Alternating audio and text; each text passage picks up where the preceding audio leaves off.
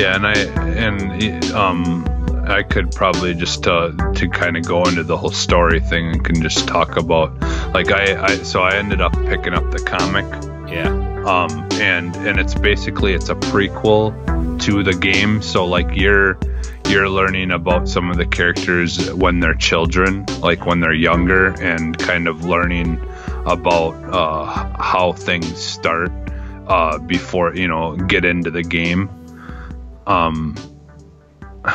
mind's blanking right now to give you characters, but yeah, like one of the characters is like this boy who is like basically the scars or whatever come and are like killing the people in his village or something like that, and then one of the the pilots, the javelins, come and rescue him, and then takes him with takes the boy with him and brings him back to Fort Tarsus, and they basically raise him there, and then it just kind of starts off like with him as a kid, and then they kind of do the whole like every like the like one page is like a couple of years going by all in one, and it's just kind of like key things that happen in those years.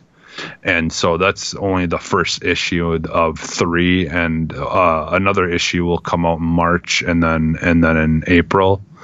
And so I'm planning on collecting all of those and kind of reading them to then compare it to like the characters in the game, and see like how it all ties together, which I kind of hope that they continue that, like Dark Horse will continue making some Anthem comics, because I feel like it's a really good story that could be very beneficial to have it in the comics. Yeah. Like, like maybe even if it's just kind of like filler stuff, like where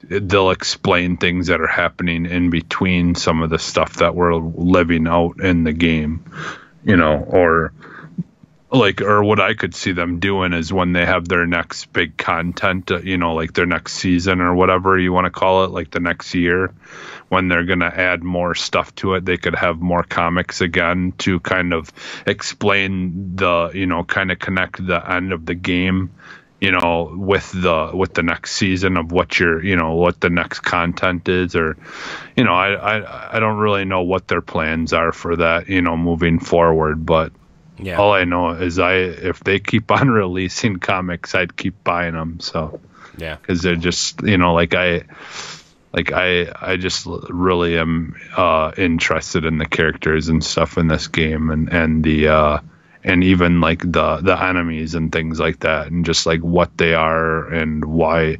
why they're there and all that stuff. I mean, we know a good chunk of why they're there and what everything's about, but yeah, I just actually care about the characters and stuff in this game, so I kind of hope they keep doing the comics. Yeah, I mean, I think they will, right? I mean, I don't see why they wouldn't. It probably all depends on how they sell and stuff too. I don't know. I guess who knows? I guess we'll see. But yeah, we'll see. But I'm glad the comics are good, because like I think I'm gonna get them. But like I ordered them through Amazon, but Amazon says that the first one isn't even gonna be out until August. I'm like, well, Jesse already has his, so, and I'm wondering.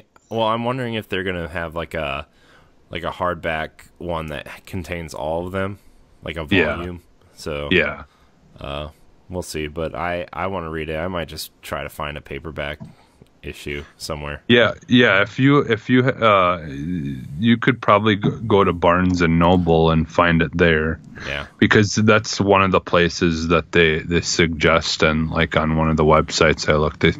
But also you can they will have them. I got it at a local comic book shop. So.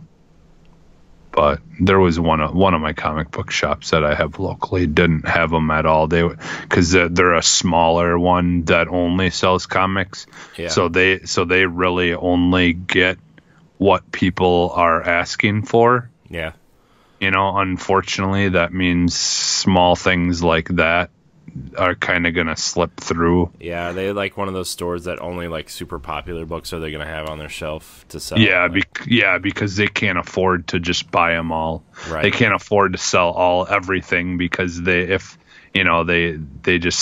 just, unfortunately the way it's got to be, because, the comic books are kind of still popular, but Yeah. it's like with all these digital services where you can look at them digitally, through a service online or whatever. I'm sure that's hurting them in a lot of ways. Yeah.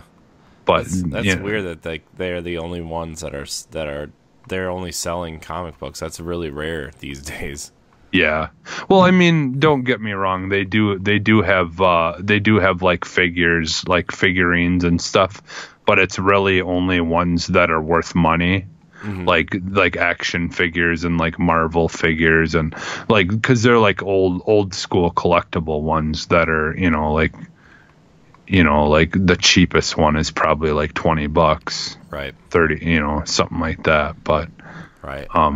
And they do have a few Funko Pop and things like that, but that's not really their main goal to sell that stuff. They're trying to sell like it's just wall to wall comics, right, everywhere. So, right. Well, I think that's going to be our show here on Javelins for Hire. We're hitting a pretty beefy 42 minutes right now. So.